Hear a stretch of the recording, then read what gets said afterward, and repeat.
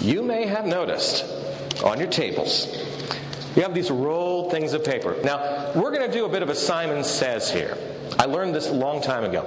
If you tell someone about a paper that's on their desk, they will immediately start to read it or look at it or tune you out. So, just time out, time out.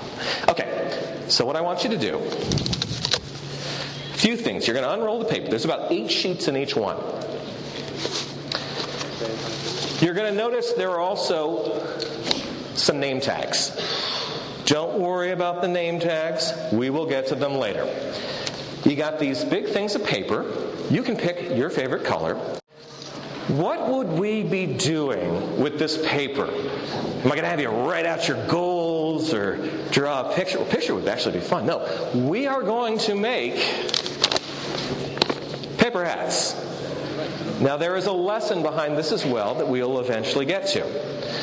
For the time being, though, I need one table to volunteer to work with me on this project. Well, I will guide you through this process. So, any takers want to work with an amateur paper folder? This one? Okay, very good. Now, the rest of you, we're going to take about 5 minutes. You work on it on your own. Don't sneak up here and see what Ken's doing. I may even turn off my microphone. We'll have to see. Play. Explore. See what you can come up with. Like I said, you got the paper. You got the stickers. I want to see what you can do. And let's go.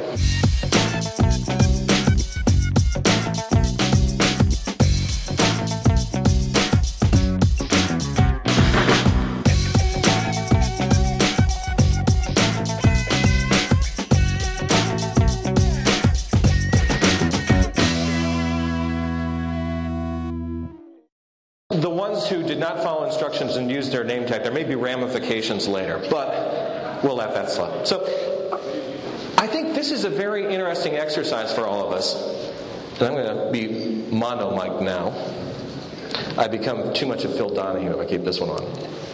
So, yeah, I thought this was very interesting, and I like the fact that this is a creative group.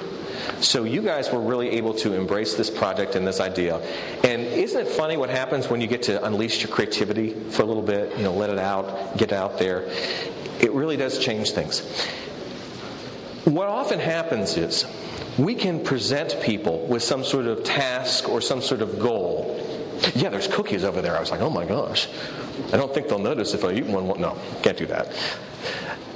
Sometimes when you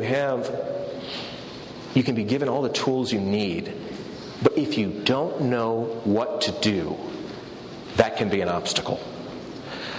Fortunately, for a lot of you in here, and this is a really good sign for this type of industry, you embraced the unknown and came up with your own solution. Can you do that same thing in your world, in your daily business, where if you do see that there are people who get a piece of paper and they're just like, there. They may need a little more help. But you may also have those people within your organization who will just go on fire. I Googled this. My dad, when I was like 4 or 5, made me a paper hat and I didn't remember. So I had to remember how to do it. So I needed that structure. But some of you have that creativity. So keep that in mind, that some people, it's an obstacle if they're just given the tools but don't know what to do.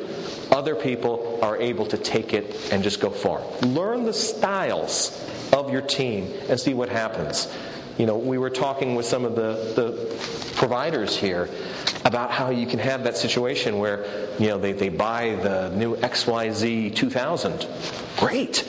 But then they don't know how to use it. And hopefully that's where you can come in with an additional upsell to try to get those people to invest in learning a little bit more. So, enjoy the hats.